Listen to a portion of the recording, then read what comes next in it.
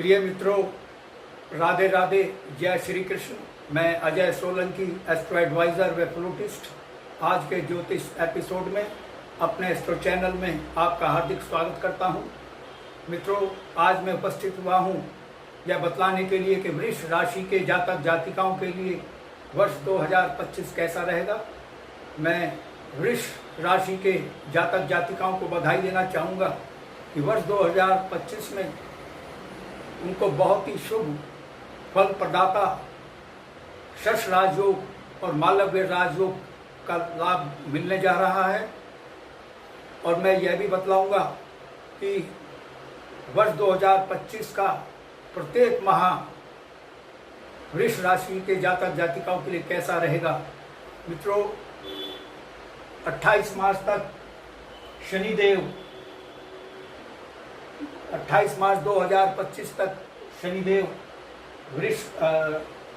क्षमा करें कुंभ राशि में विराजमान रहेंगे। 11 नंबर कुंभ राशि को डिनोट करता है।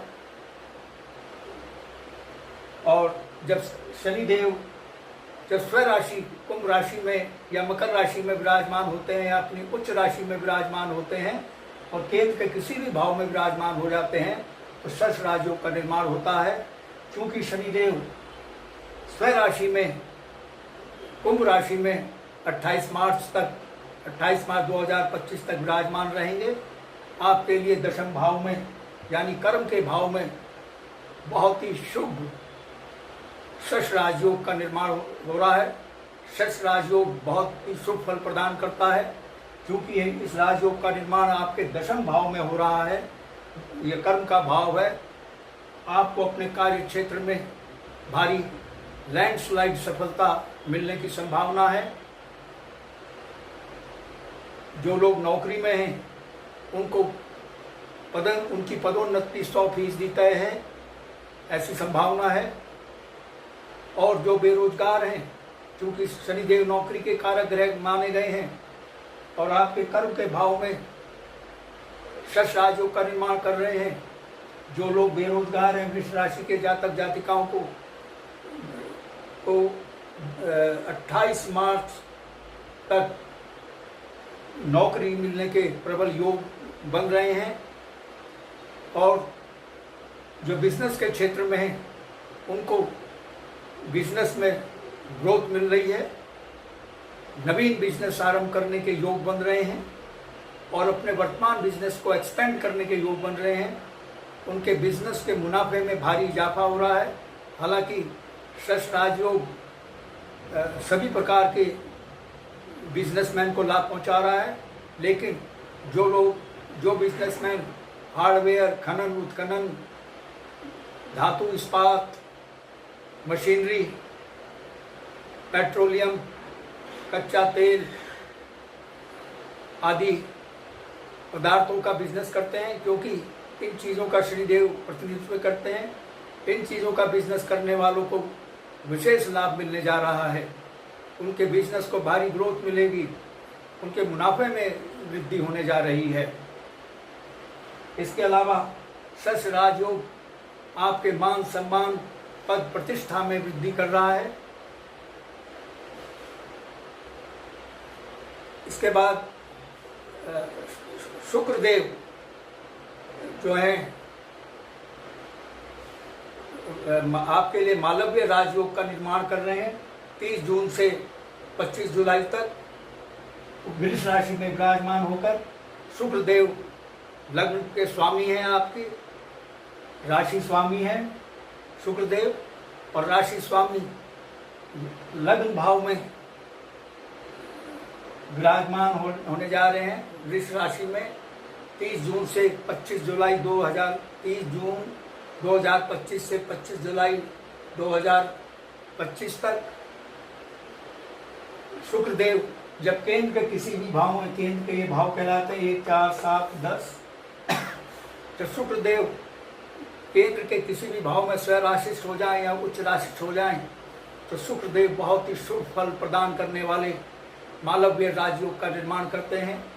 क्योंकि शुक्रदेव 30 जून से 25 जुलाई तक स्वराशि वृष राशि में विराजमान हो रहे हैं, उनके द्वारा बहुत ही शुभ और शक्तिशाली मालव्य राजयोग का निर्माण हो रहा है और लग्न भाव में इस राजयोग का निर्माण हो रहा है। मालव्य राजयोग आपको ऐश्वर्य, आराम, सुख, समृद्धि, लग्जरियस गैजेट्स और जो कला के क्षेत्र में है, चाहे वो म्यूजिक, अभिनय कला हो, संगीत कला हो, नृत्य कला हो, लेखन कला, चित्रकारी कला के क्षेत्र में हैं, उनको भी भारी मुनाफा होने जा रहा है। उनको अपने प्रोफेशन में काफ़ी उन्नति, तरक्की प्रदान करने जा रहा है मालव्य राजयोग। इसके साथ ही आपको सभी प्रकार की सुख सुविधा, भौतिक सुख सुविधाएं, लग्जरियस गैजेट्स प्रदान करने जा रहा है। और चूंकि शुक्रदेव की सप्तम दृष्टि विवाह के भाव पर पड़ रही है, जिसके जो कि सप्तम भाव जो होता है विवाह का भाव कहलाता है। जो अविवाहित हैं उनको मनचाहा जीवन साथी मिल सकता है। वृष राशि के जातक जातिकाओं को 30 जून से 25 जुलाई तक आपके पास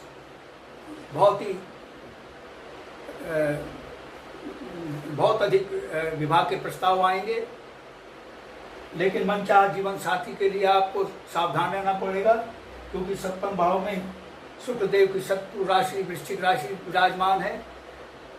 इसीलिए जीवन साथी का चयन करने में सतर्कता बरतें, अन्यथा पछताना पड़ सकता है। और बिजनेस को भारी ग्रोथ मिल रही है, क्योंकि सप्तम दृष्टि बिजनेस के भाव पर पड़ रही है। जो सभी क्षेत्र के जो बिजनेसमैन हैं उनके बिजनेस को ग्रोथ मिल रही है, उनके मुनाफे में इजाफा हो रहा है। लेकिन बिजनेस पार्टनर से सावधान रहें, बिजनेस पार्टनर धोखा दे सकता है, क्योंकि सप्तम भाव में शुक्रदेव की शत्रु राशि वृश्चिक राशि विराजमान है।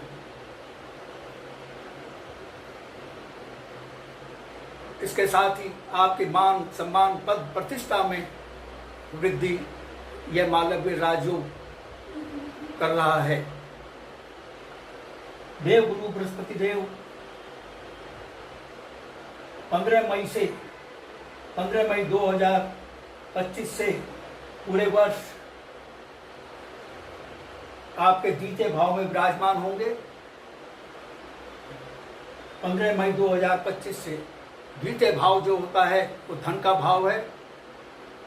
क्योंकि देव गुरु बृहस्पति देव द्वितीय भाव के धन के भाव के नैसर्गिक स्वामी हैं और स्वयं उसमें विराजमान होने जा रहे हैं, इसलिए आपके धन में भारी वृद्धि होने जा रही है, आपकी सेविंग्स में वृद्धि होने जा रही है। और क्योंकि ये भाव वाणी का भाव है, आपकी वाणी से रस टपकेगा, ओज टपकेगा।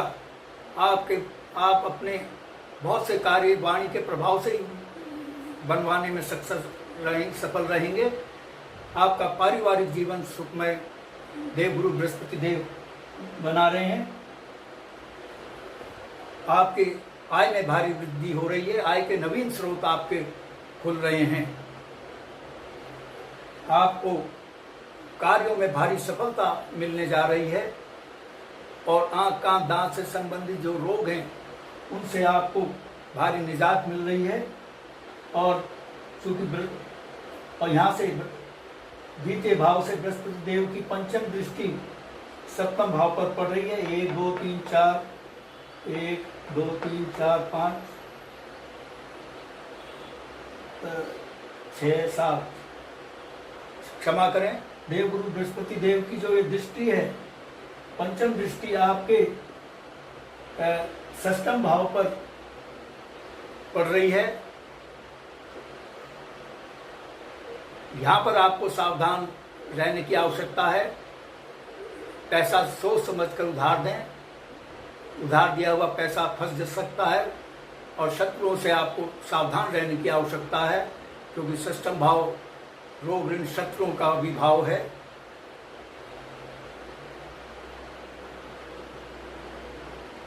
और 14 मई 2025 तक देव गुरु बृहस्पति देव लग्न में विराजमान रहेंगे। यहाँ से उनकी पंचम दृष्टि पंचम भाव पर पड़ रही है, जो कि आकस्मिक धन लाभ का भाव है, सडन गेन का। आपको किसी भी स्रोत से आकस्मिक धन लाभ हो सकता है। अगर आपने लॉटरी में या शेयर बाजार में निवेश किया है, उससे आपको भारी मुनाफा हो सकता है। और यह समय शेयर बाजार में निवेश करने के लिए बहुत ही बेहतर समय है।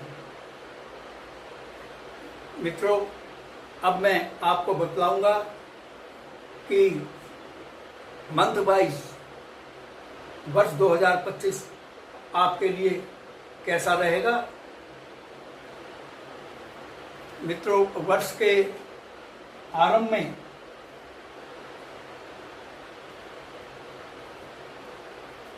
सूर्यदेव 13 जनवरी तक धनु राशि में आपके अष्टम भाव में विराजमान होने जा रहे हैं। अष्टम भाव आपकी अष्टम भाव कुंडली का सबसे अधिक अशुभ भाव कहलाता है, क्योंकि यह भाव असाध्य रोग, मृत्यु, मृत्यु तुल्य कष्ट, दुर्घटना का भाव है। आपको दुर्घटनाओं से सावधान रहना है। ज्योतिष विज्ञान को डराने का कार्य नहीं करता है, वह सावधान करता है। अगर सावधानी अपनाई तो अशुभता से बचे रहेंगे। वाहन संभाल कर चलाएं, कोई ऐसा जोखिम भरा कार्य ना करें जिससे चोट चपेट लग सकती है, दुर्घटना हो सकती है। सड़क सुरक्षा नियमों का कड़ाई से पालन करें, वरना इस दौरान 13 जनवरी तक दुर्घटना के योग आपके बन रहे हैं। और उसके साथ ही चूंकि ये अष्टम भाव विरासत में धन संपत्ति का भाव है, आपको विरासत में धन संपत्ति मिल सकती है। और जो लोग रिसर्च में लगे हुए हैं, अन्वेषण खोज में लगे हुए हैं, उनको अपने कार्यों में भारी सफलता मिल सकती है। सूर्यदेव 14 जनवरी से 12 जनवरी तक मकर राशि यानी आपके नवम भाव में विराजमान हो रहे हैं। सूर्यदेव नवम भाव के नैसर्गिक स्वामी कहलाते हैं। आपके भाग्य में भारी वृद्धि हो रही है इस दौरान, लेकिन पिता के स्वास्थ्य में कमी आ सकती है। पिता के स्वास्थ्य का ध्यान रखें, और पिता से अनबन भी हो सकती है। पिता का सम्मान करें। भगवद गीता में तो यहाँ तक कहा गया है कि पिता चाहे कैसा भी हो, यहाँ तक कि अगर दुराचारी भी है तो पुत्र का धर्म है कि वह पिता का सम्मान करे, क्योंकि परम पिता परमेश्वर के बाद स्थान है तो पिता का है। पिता आपका जन्मदाता है। जिस प्रकार से परम पिता परमेश्वर पूरी दुनिया का जन्मदाता है, पिता आपका जन्मदाता है।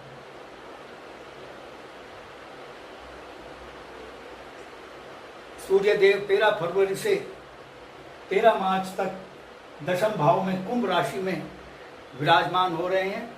दशम भाव में गोचर में सूर्यदेव गोचर कुंडली में बहुत ही शुभ फल प्रदाता माने गए हैं। दशम भाव में सूर्यदेव को दिग्बल प्राप्त होता है।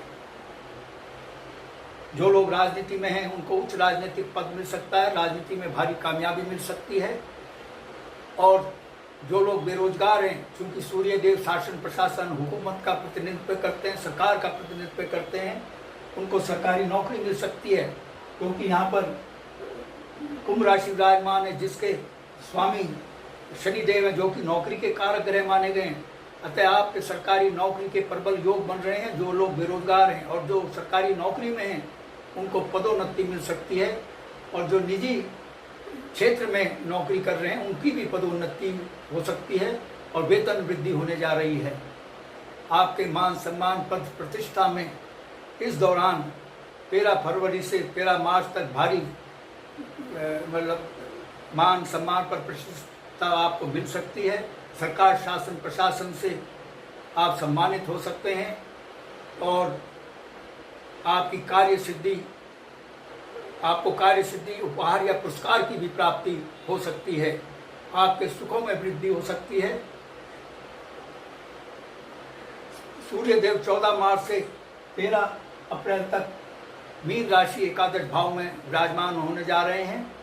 इस दौरान यानी 14 मार्च से 13 अप्रैल तक आपकी आय में बहुत वृद्धि होने जा रही है। आय के नवीन स्रोत खुलने जा रहे हैं, और इसके साथ ही आपके नवीन लाभकारी संबंध बन रहे हैं।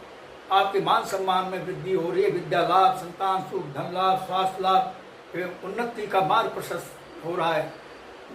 आपको आपकी नियमित आय में तो वृद्धि हो ही रही है, इसके साथ ही आकस्मिक धन लाभ भी इस दौरान हो सकता है। सूर्य देव 14 अप्रैल से 14 मई तक मेष राशि में द्वादश भाव में विराजमान हो रहे हैं। द्वादश भाव में सूर्य देव शुभ फल नहीं देते हैं। गोचर में आपको अपने से विश्वासघात हो सकता है। नीच संगति से आपको हानि हो सकती है। शासन प्रशासन सरकार के कानूनों से आप दंडित हो सकते हैं। जेल यात्रा तक भी हो सकती है और शत्रु आपके खिलाफ षड्यंत्र रचेंगे। खर्च आपके बढ़ेंगे। शारीरिक कष्ट आपको इस दौरान हो सकता है।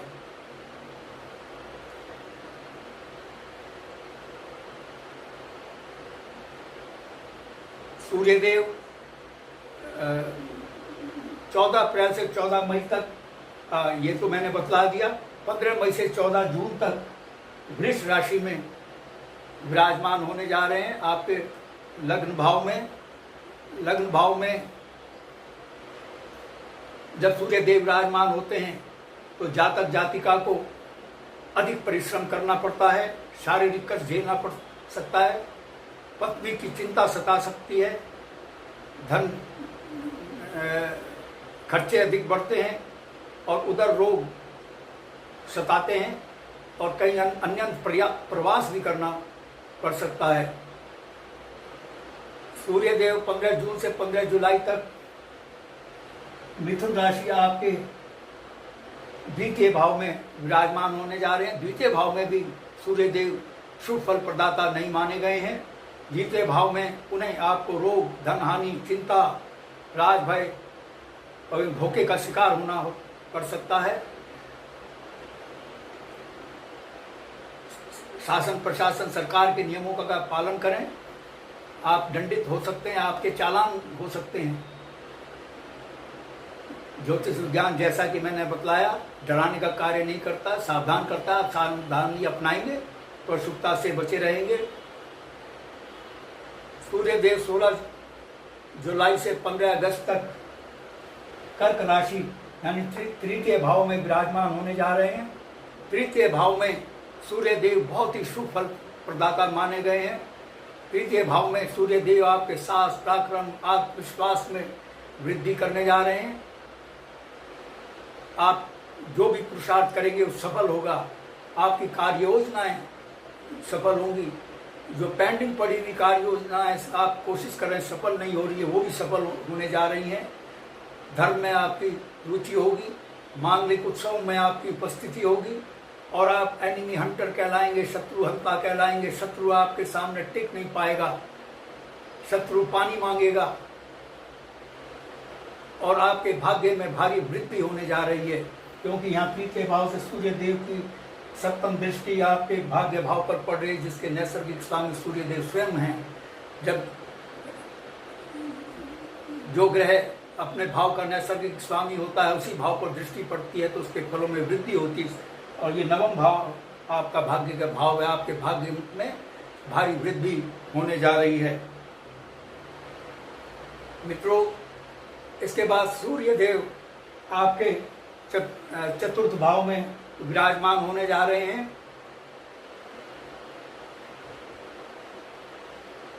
अ, 16 अगस्त से 15 सितंबर तक चतुर्थ भाव में सिंह राशि विराजमान है।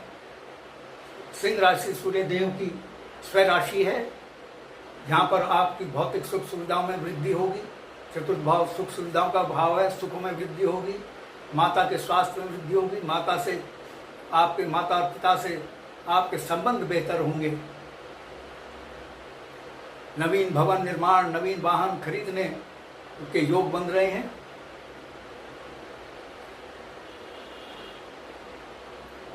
इसके बाद सूर्य देव 16 सितंबर से 16 अक्टूबर तक पंचम भाव कन्या राशि में विराजमान होने जा रहे हैं।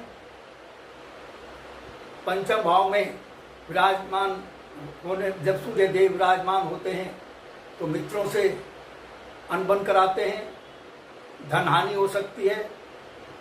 पुत्र चिंता सता सकती है, मन में अस्थिरता हो सकती है और आर्थिक तंगी भी आपको झेलनी पड़ सकती है।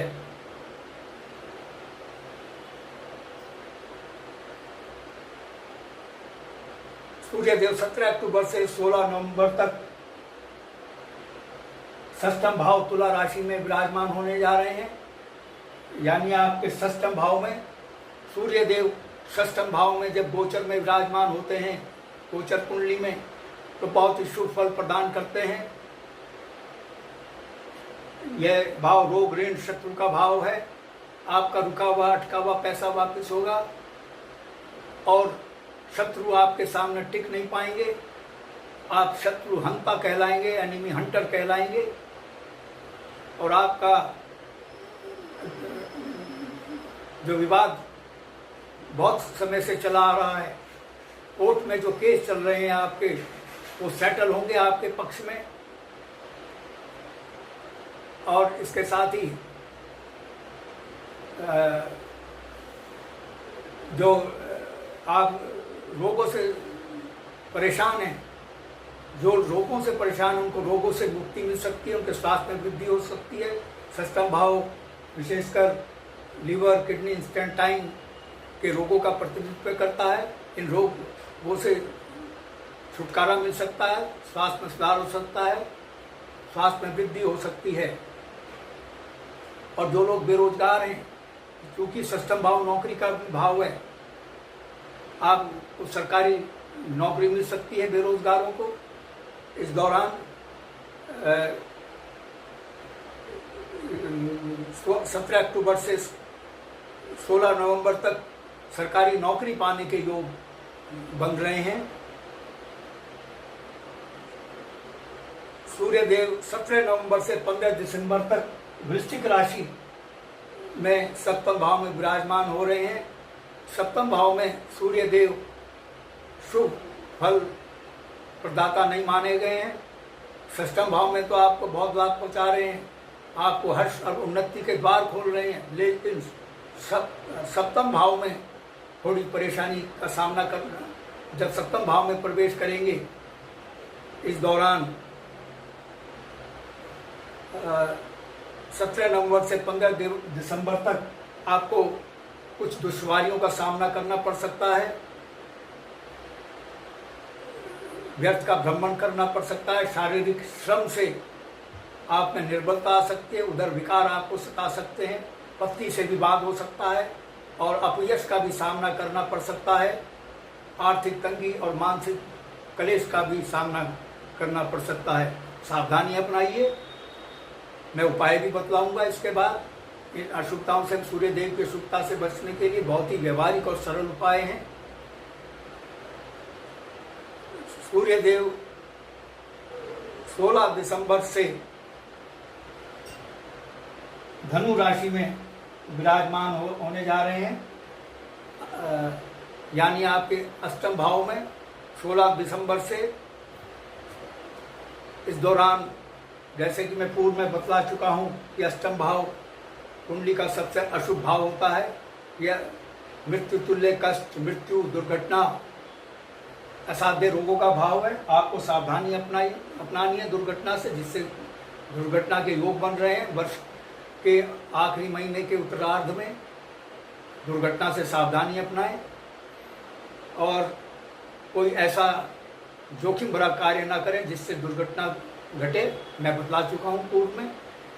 और विरासत में आपको धन संपत्ति मिल सकती है, क्योंकि विरासत में धन संपत्ति का भाव, जो लोग रिसर्च में लगे हुए हैं, अन्वेषण के कार्य में लगे हुए हैं, ये बतला चुका हूँ, उसमें उनको कामयाबी मिल सकती है। और गूढ़ विद्या में आपकी रुचि जागृत होगी, जैसे एस्ट्रो आदि जो है गूढ़ विद्या में, हस्तरेखा, ज्योतिष विज्ञान, तंत्र मंत्र विद्या, इसमें आपकी रुचि जागृत हो सकती है। इस दौरान आस्था बढ़ सकती है। इस दौरान कुल मिलाकर वर्ष आपके लिए बहुत बेहतरीन है।